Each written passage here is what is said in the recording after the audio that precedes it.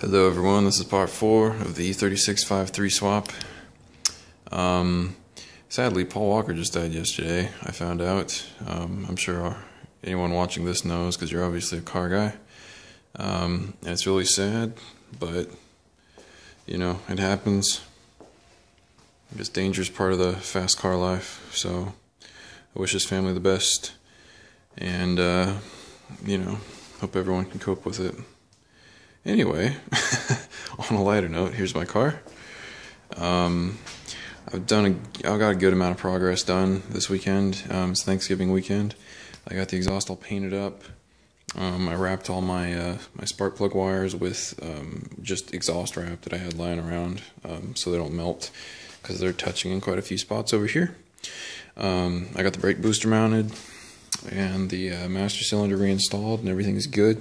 I had to adjust my, this light is too bright almost.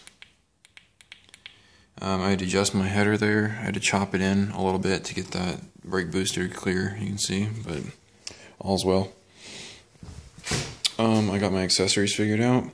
I just got another one of this pulley and put it there, and I put a spacer behind it to space it out, and everything's pretty well lined up. I think it could be forward a little bit more, but I think it'll work out. It'll be fine. We'll see. If it makes a lot of noise on that water pump, I'll space it out some more. Anyway, tonight I made a throttle cable out of a bicycle cable, but it'll work fine. My adjuster I just made out of the clutch lever adjuster from a quad I had lying around. I have a lot of motorcycle parts, so that's that. Kind of boring stuff. I've got the alternator hooked up. What else? My glass pack came in. Oh, here, I got my O2 sensors wired up. So there's one there, there's one there. I just have the wires running along the side of the frame, and then they tuck back over there. This one goes back, and then it tucks under, and it kind of, I don't think I can really get a shot of it. Oh yeah, I can. And it's zip tied to the tranny so it doesn't catch on anything. And there's my glass pack with my downturn. Oh yeah, and I got the F-body oil pan installed, so you can see nothing hangs below the frame. Oh, it's pretty badass. It was actually really easy. I built this. I'll try and insert a video clip of it. Who am I kidding? I'm not gonna do that. So rather than actually try and do some video editing, I'm just going to climb up into my attic and show you what I built. It's a 4x4 with some 2x4s. These right here sit in between the shock tower and the fender, and then these sit kind of on top of the fender, not really, like they kind of sit on that lip, the lip that, like, where the hood seal goes. And that's basically it. I tied some straps around it here and there, and the straps go down to the motor mounts, and basically, excuse me. Yeah, so some straps go down to the motor mounts. You put tension on them, it holds the motor up, and then you can unbolt the whole subframe and the control arms and everything underneath, and then it all swings out of the way, and the steering rack. It all swings out of the way. You can pull the oil pan. It was really easily. I just changed the oil pan. I cut the windage tray slightly. You just cut off, like, I don't remember, like 4 or 5 inches off the front of it so that the panel fit. And then I had to get a new oil pickup tube, obviously. I was just going to modify the truck one, but I figured for 40 bucks I'd rather just get the right part and not worry about having any pinhole leaks. You know, because if you get any leaks, you risk the... you run the risk of losing oil pressure. If you do that, you can roast your motor. And if you roast your motor, you have to buy a new motor. And if you have to buy a new motor, you're going to be $500 out of pocket.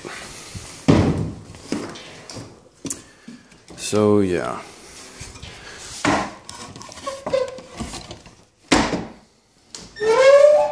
Buzzing. Alright. So that's that. So brakes are hooked up, throttle's hooked up, and since it's sadly an automatic right now, that is all we need in terms of control. other major things. I'll show you the muffler real quick. It's right there. Hangs a little bit below the body. Not a whole lot.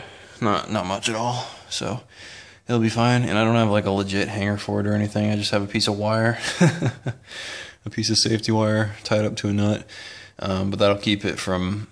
I mean, that'll give it a little bit of flex, I should say. I was just going to weld some steel to it and hard mount it, but that's not a good idea since I have rubber motor mounts. Not a lot going on in here. Oh, yeah, I sent off my PCM. That's why it looks like such a mess in here. I sent off the PCM to get tuned. I'm getting it tuned by Brendan. I don't remember his last name. Patton, I think, maybe? I don't know, Brendan something.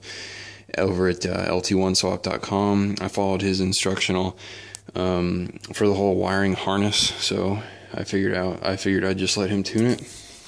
He's a pretty cool guy. Excuse me. Not like I've talked to him in person, but just been emailing with him, and he's really helpful. So, and he's cheap. He only charges $75, and he'll do everything you want. He'll delete VATS, which is Vehicle Anti-Theft System, which is why the car would only run 1 second, apparently, when I was trying to start it earlier. He'll get rid of AC systems and the EGR and the other 202 sensors I don't have and all that BS. So it's pretty cool. So anyway, subframe is out. H&R race springs in the back, cool. Stock springs in front, not so cool. There's the old differential. It was leaky as hell. You see all that drippage? It's even worse on the other side. You'll just have to take my word for it. But luckily, I have an LSD. I painted it gold because race car. I had that sitting in my basement because this is an M3. Yes, okay, good. I used to have a 325, look just like this, but it was a 325. I didn't know I had an LSD in it because I was dumb at the time, so I bought one. I got it for $25, rebuilt it, blah, blah, blah, blah, blah. Anyway, it was an M3 LSD, so it was a lower ratio, so it was still an upgrade. Anyway, I put that in the 325, so this is a 325 LSD, so it's a 3.15 ratio. Anyway, that's going in, so I'll have legit two-wheel drive, kinda. It's only like 25% lockup, and it's really worn out, so who knows if it even works, but it's better than that. It doesn't leak. It's gold. There's the subframe. It's freshly painted. I'm going to sand it and do another paint job because I did kind of a shitty job. There's a lot of crinkling on it. But anyway, that's out because I'm going to reinforce the mounts underneath here. Get out of my way. There's a mount there. There's a mount there. Where are the other mounts? Right there and right there. So we're going to reinforce all those with some plates when the reinforcement plates come, which should be tomorrow. I've been watching the tracking on the damn things, and they've been here. They've been at the UPS distribution center for 4 days now, and I think just because it's a holiday weekend, they're taking their sweet time with it. But it kind of sucks for me because I haven't had dig to do except this throttle cable and these accessories. Oh, and the oil pan, I guess I did that. But anyway, also the LS1 intake is going to get here tomorrow. Ended up paying a lot for it. Paid $125 for it, which kind of sucks, but I needed it. So, yep, had to do it.